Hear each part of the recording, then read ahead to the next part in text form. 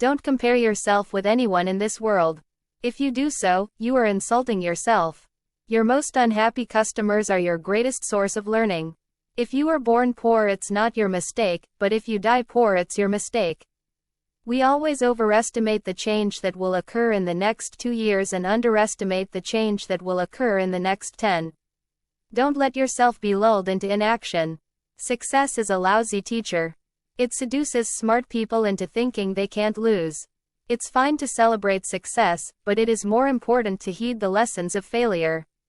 We make the future sustainable when we invest in the poor, not when we insist on their suffering. I believe in innovation, and that the way you get innovation is you fund research and you learn the basic facts. We always need to focus on our unfulfilled goals and not be lulled into complacency by past achievements. The internet is becoming the town square for the global village of tomorrow. Don't make the same decision twice. Spend time and thought to make a solid decision the first time so that you don't revisit the issue unnecessarily. We've got to put a lot of money into changing behavior. We all need people who will give us feedback. That's how we improve. Treatment without prevention is simply unsustainable. To win big, you sometimes have to take big risks. This is a fantastic time to be entering the business world because business is going to change more in the next 10 years than it has in the last 50. If you think your teacher is tough, wait till you get a boss. Technology is just a tool. In terms of getting the kids working together and motivating them, the teacher is the most important. As we look ahead into the next century, leaders will be those who empower others. We have to find a way to make the aspects of capitalism that serve wealthier people serve poorer people as well. I'm a great believer that any tool that enhances communication has profound effects in terms of how people can learn from each other.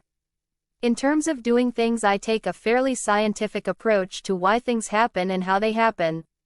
We always overestimate what we can achieve in 1 year and underestimate what we can achieve in 10 years. Discrimination has a lot of layers that make it tough for minorities to get a leg up. We need to be willing to take risks, to try new things, and to fail. Patience is a key element of success. Our success has really been based on partnerships from the very beginning. If I'd had some set idea of a finish line, don't you think I would have crossed it years ago? I choose a lazy person to do a hard job. Because a lazy person will find an easy way to do it. Intellectual property has the shelf life of a banana. We should all grow our own food and do our own waste processing, we really should. I believe that if you show people the problems and you show them the solutions, they will be moved to act. There are more people dying of malaria than any specific cancer. Software is a great combination between artistry and engineering. Life is not fair, get used to it. If you are so smart, why aren't you rich? Expectations are a form of first-class truth.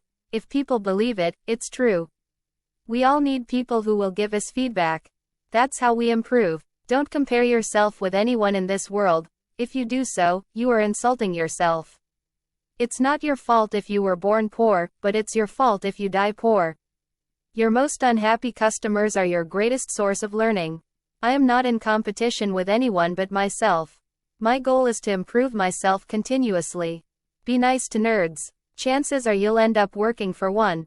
In 3 years, every product my company makes will be obsolete. The only question is whether we'll make them obsolete or somebody else will.